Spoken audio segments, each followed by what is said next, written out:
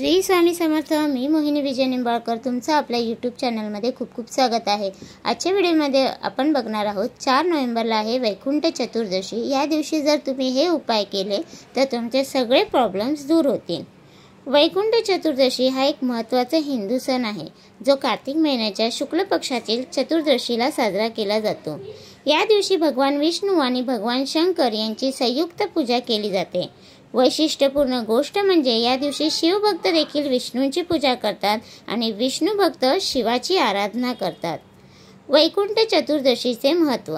वैकुंठ चतुर्दशीला विष्णू भक्तांकरिता विशेष महत्त्व आहे, कारण या दिवशी भगवान विष्णू कैलास पर्वतावर भगवान शंकरांची भेट घेण्यासाठी जातात। अशी मान्यता आहे की भगवान शंकर यांना या दिवशी भगवान विष्णू यांनी 1000 कमळ अर्पण केली होती।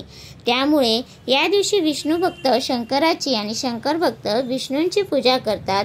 हे एकतेचे प्रतीक आहे। आता पूजा विधी।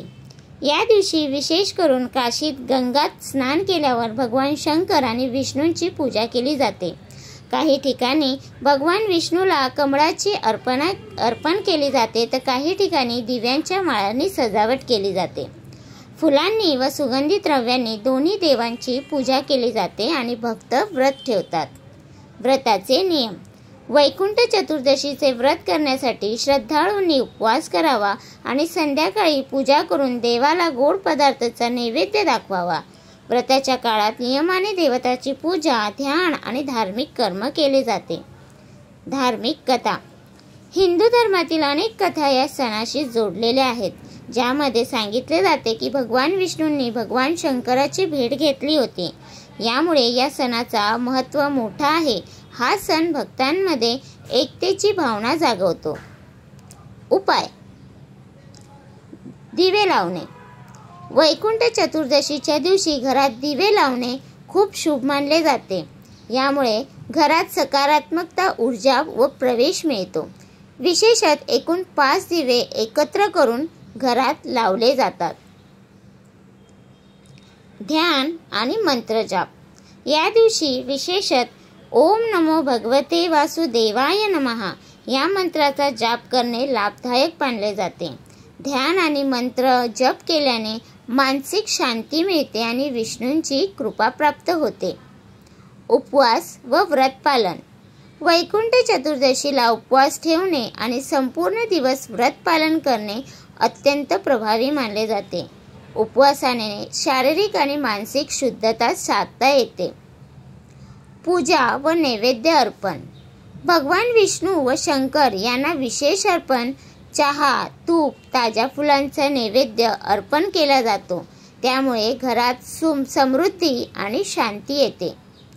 तुळशीच्या पानांचा प्रयोग। या दिवशी तुळशीच्या पानाचा विशेष उपयोग केला जातो। तुळशीचे पान भगवान विष्णूंच्या पूजेसाठी अत्यंत पवित्र मानले जाते। दान धर्म। वैकुंठ चतुर्दशीला गरीब, अपंग किंवा दुखियांसाठी दान देणे विशेष पुण्यकारक मानले जाते। यामुळे पुण्य मिळते आणि भक्तांच्या जीवनात बरेच शुभकार्य घडतात। या सणाचा उद्देश भक्तांचे जीवन सुखमय आणि आध्यात्मिकदृष्ट्या समृद्ध करणे हाच आहे। निष्कर्ष।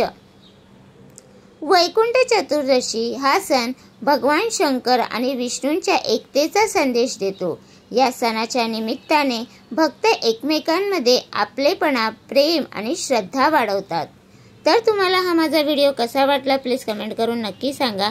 व्हिडिओ आवडला असेल तर लाईक करा, कमेंट करा आणि शेअर करायला विसरू नका। आणि तुम्ही अजूनपर्यंत आपल्या चॅनलला सबस्क्राईब केलं नसेल तर प्लीज जाऊन चॅनलला नक्की सबस्क्राईब करा। तर भेटूया उद्या एका नवीन व्हिडिओ सोबत। श्री स्वामी समर्थ।